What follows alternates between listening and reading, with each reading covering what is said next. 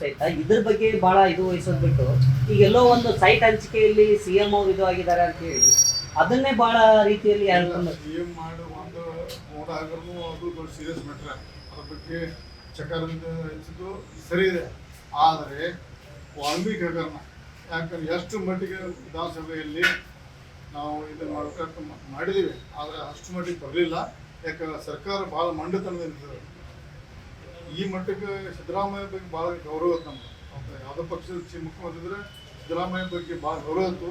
But ಈಗ ನಡೆದಂಥ ರೀತಿ ನೋಡಿದ್ರೆ ಭಾಳ ಕೆಟ್ಟ ಅನಿಸ್ತದೆ.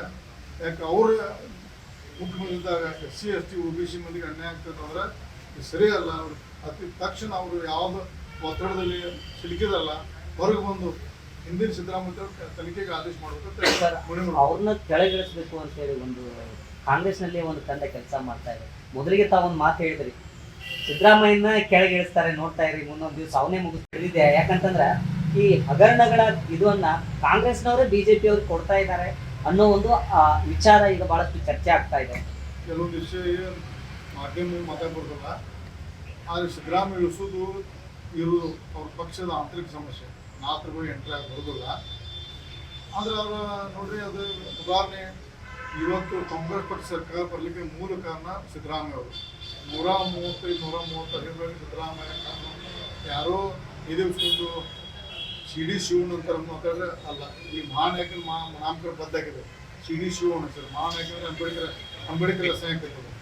ಮಹಾನಾಯಕನ ಅಂಬೇಡ್ಕರ್ ಹೆಸರು CD ಶಿವ ಅವರು ಮರು ನಾಮಕರಣ ಮಾಡಿದ್ರು. ನಾನು ಕುಮಾರಸ್ವಾಮಿ ಕೂಡ ಮೊನ್ನೆ ಡೆಲ್ಲಿಯಲ್ಲಿ CD ಶಿವ ಅಂತ ಎದುರಿಸ್ಕೊಂಡು ನಾನೇ ತನ್ನ ಸರ್ಕಾರ ಅಂತಕ್ಕಿಂತ ಸಿದ್ದರಾಮಯ್ಯ ಅವರ ಬಹುಮುಖ್ಯ ಪಾತ್ರ ಕಾಂಗ್ರೆಸ್ ಪಕ್ಷ ಇರಬಹುದು. ಅದು ಗೃಹಲಕ್ಷ್ಮಿ ದುಡ್ಡನ್ನ ಬರ್ತಾ ಇಲ್ಲ ನೋಡ್ರಿ. ಇದು ಮೊದಲೇ ಮಾತು.